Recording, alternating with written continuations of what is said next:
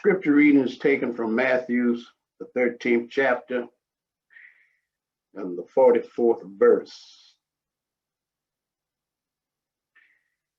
Again, the kingdom of heaven is like unto treasure hid in a field, the which when a man hath found, he hideth, and for joy thereof goeth and selleth all that he hath, and buyeth that field. And thus is the reading of Matthew's, the 13th chapter, the 44th verse. Again, I say to you, good morning and blessings. This scripture is a very beautiful, a very powerful and profound scripture. That's why I started off with the movie Field of Dreams. And as the scripture states, there was a man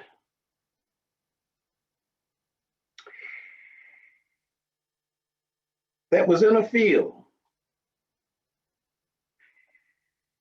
and he found a treasure. And when he had found that treasure, he hid it. And he went and bought or sold all that he had to buy that field. Now, when we think in terms of a field, we think of somebody's property.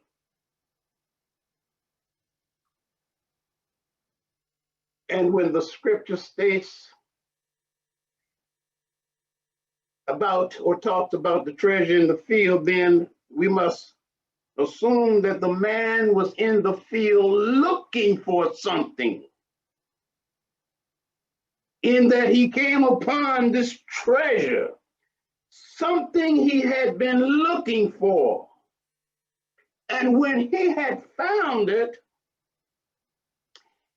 scripture states that he hid what he had found. And then he went and sold everything that he had to buy that field. Well, apparently the field was for sale, or it was to be had.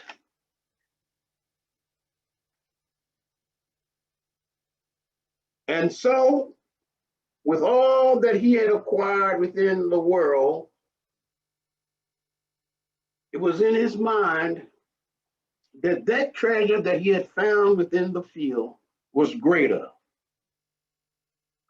than all that he had acquired in the world. Now, when we think in terms of a field, from where we are in consciousness, when we look out at a field, there's not a lot to be seen. Unless you're on the farm, you got a cornfield, you got a wheat field, this and that, potato field and all of that kind of field. But this was not the type of field that scripture is speaking about. When he had found that treasure that was hid, it was not visible to the naked eye. So he had to search. He had to look deep and beyond what was physical being shown, or what he could physically see. And when he found it, when he found what he had been looking for,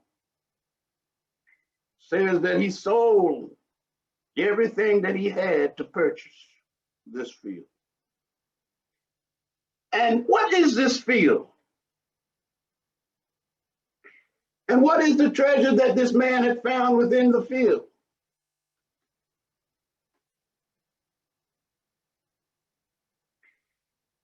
This treasure.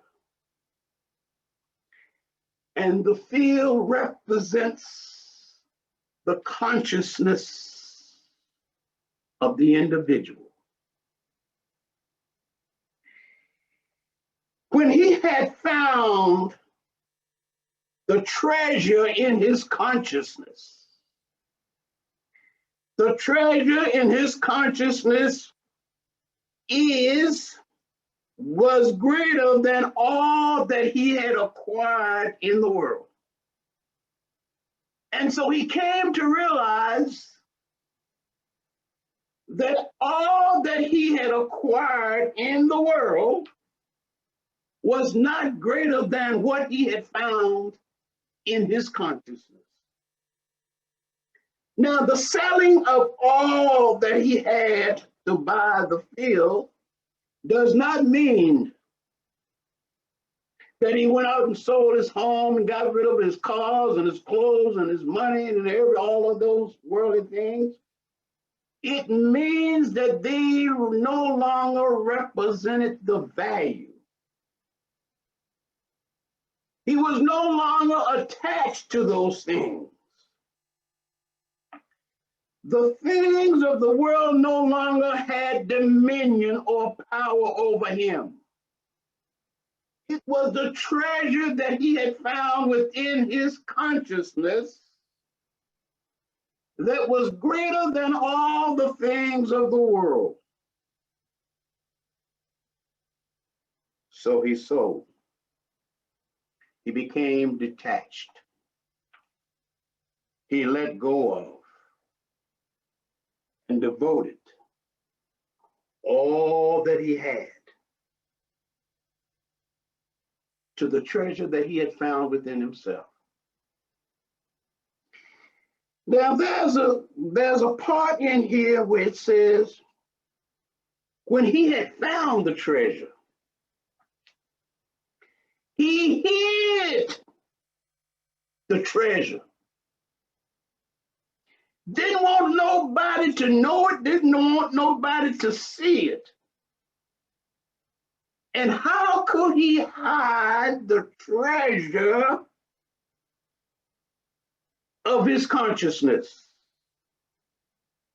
When he first found it and he hid it, it means that he did not go around telling anyone about it. He kept it to himself. He kept the treasure of his consciousness to himself. Why? Because he did not want others to instill doubt in him, saying that what you think you have found within yourself does not exist. There is no treasure within your mind, because a lot of folks don't really understand consciousness, knowing that consciousness is the source of all that there is. So he hid it, didn't tell anyone about it, didn't want anybody to create doubt in his mind or his consciousness as to what he had found, what he knew to be the truth, because he sold all that he had to possess this field of treasure. And so it is, as we go through life, and we start to talk about spiritual things, we start to talk about the things that we believe within ourselves. And if we're not careful in the company that we keep, they will start to speak doubt. You don't believe in that, do you? If you think that the consciousness of the Spirit of God is within you, then how come your life is in tatters? How come you're going through so many trials and tribulations? How come there's so much toil in your life? Where is God? You keep saying that the Spirit of God is within you, but look at your life. Do you believe that the Spirit of God dwells within you? And as you open your mind up and begin to accept the opinions and the beliefs of others, you start to doubt. You start to doubt the things that you know to be truth. You start to doubt the faith and the confidence that you have within yourself because you have allowed someone else to rob you of the treasure that you found in your field of consciousness.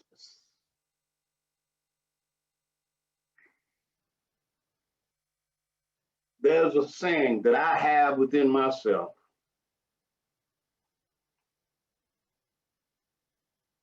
You might have heard me say this in the past.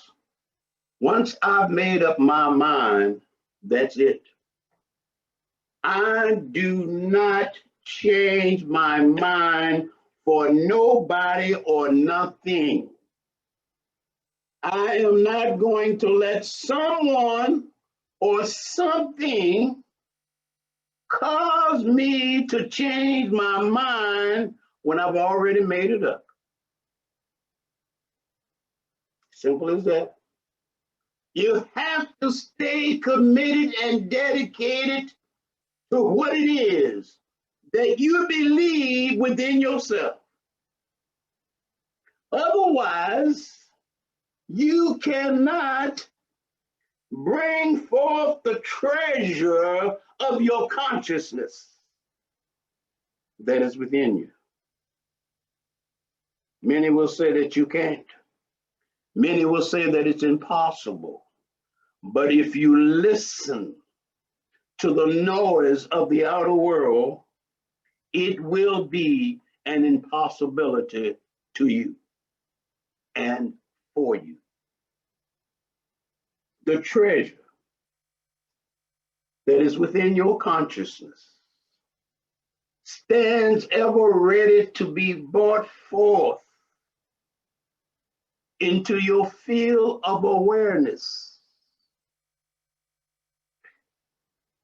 The treasures of your consciousness stands ever ready to bring forth the harvest and the abundance that is within you.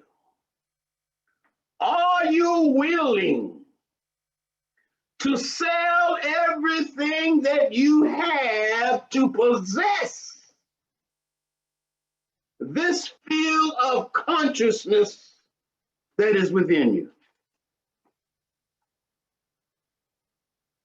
The field of consciousness that is within you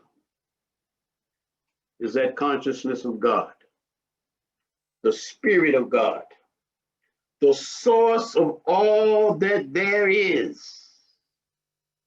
Are you willing to dig deep within your soul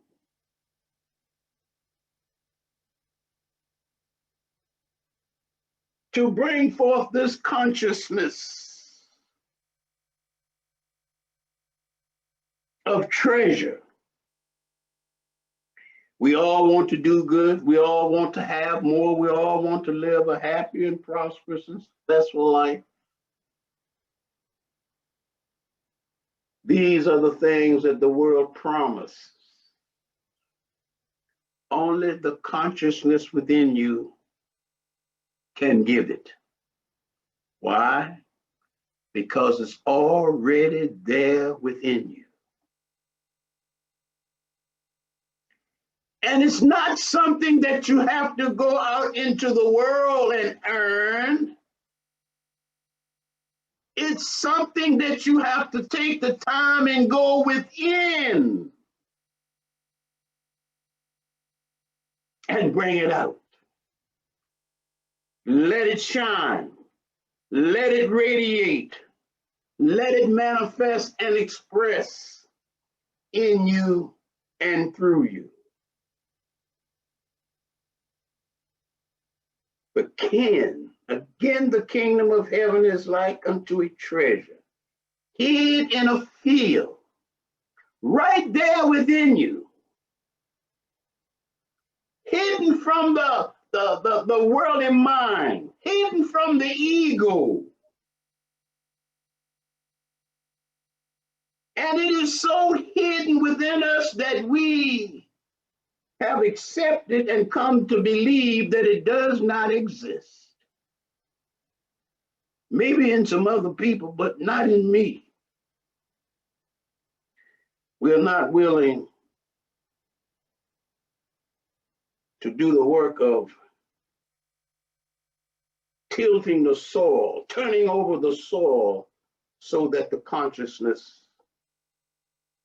this field of consciousness can be exposed, brought to the forefront of our worldly mind.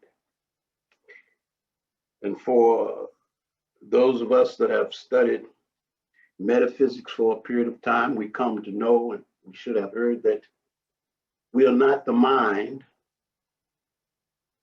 we are not the body. Then what are we? Then what are we? If we are not the mind and we are not the body, then what are we? Spiritual beings with a consciousness that can bring forth anything that we desire into manifestation. Consciousness is the field within us that holds the treasure of life. Are we willing to do the work? I said I wasn't going to say this, but I want to share this with you about a field. I'm just going to ask that you kind of hold on there for a minute, because it can be a little emotional. Back about 50 plus years ago, some friends and I were traveling, and I'm going to have to share it with you just as it was. We were traveling down to Jacksonville, Florida. This was probably around 1967, 1968. Well, it was a little after Dr. Martin Luther King assassination. There were 3 blacks and 1 white. And as we was going south, we stopped in the state of Georgia. Kind of late in the evening or at night. And as I said, there was 3 blacks and 1 white. We went into this black bar because the white guy that was with us had to use the bathroom. Well, we wasn't thinking anything about what was going on and what had been going on and all the racial tension and everything. And so when we walked into the door of this black bar, it got quiet. And as this white guy asked for the bathroom, the bartender there looked at him. Everybody else seemed to come to an attention. He was out of place. And the guy that was doing the driving spoke up and said, "He's a good guy.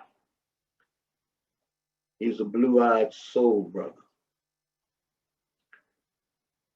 And so things settled down. He was allowed to use the bathroom. And as we exit, someone said, "You know, he's not supposed to be in here. You all get in your car and keep going." And so we did. Went on down to Jacksonville, Florida. Had a nice time. And on our way back, back through Georgia again during the daytime, we came upon this field of corn. As far as you could see was corn. Big, beautiful ears of corn. Corn that I have never seen the likes of in my life. And so, being young kids, we decided that we're going to stop and we're going to get us some corn. And we pulled up alongside off the road, this cornfield. We got out of the car, we reached over there, and we each got an ear of corn. And I think that there was someone that took 2 ears of corn. Nice, beautiful, golden ears of corn. So we got on back in the car and we started up the road. About 5 or 10 minutes up the road,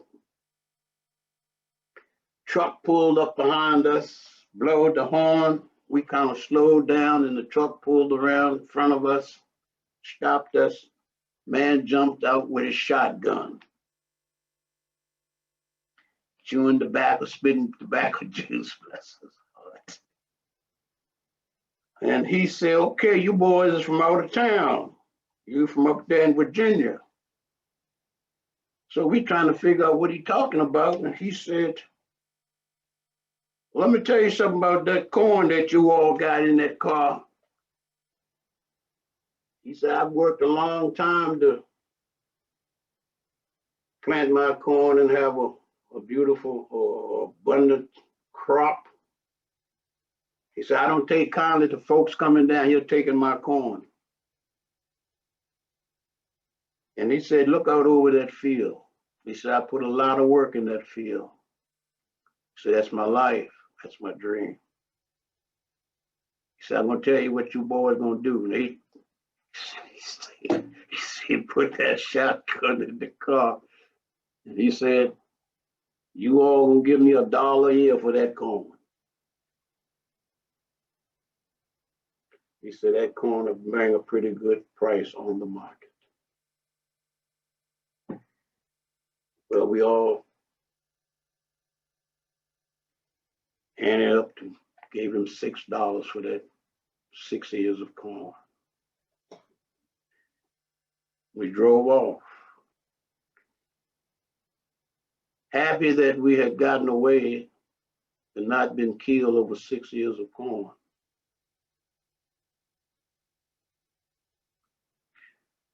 But as I was reading the scripture, I thought about how this man had probably spent his whole life as a farmer. And each year at planting, visualizing, looking out over his field where he had planted his seeds and visualizing a harvest. Seeing that harvest come to fruition. And here, 4 young kids come along and take that which he had worked so hard to bring into manifestation. He had visualized his field of corn, and that corn represented a state of prosperity.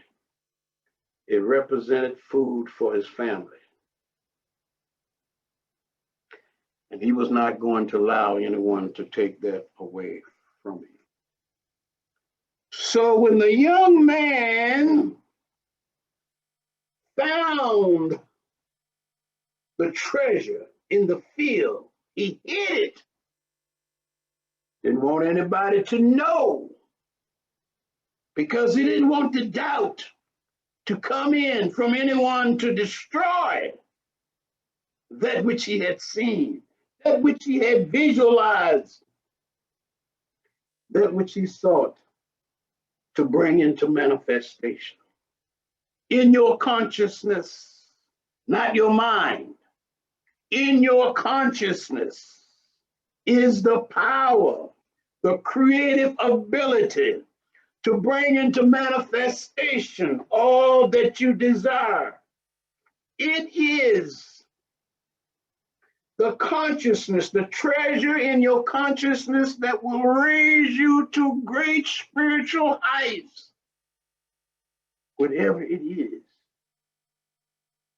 that you so desire. Let me read. Field of consciousness, an altered state of consciousness in which an individual seems to experience an enlargement of the ordinary boundaries of self. That consciousness, that field of consciousness within each and every one of us, when we have tapped into it and brought it forth, it enlarges the boundaries, not only of our physical boundaries, but our spiritual ones as well. So that all the individual environment becomes merged with this awareness of self. When we have brought forth the field of consciousness, we have become aware of our inner self. We have become aware of what we are. We have become aware of what we can do. This field of consciousness and the treasures that lie within is a field that is within us all. Bring forth your field of consciousness and let the harvest and the abundance of your field be a blessing to all. Namaste.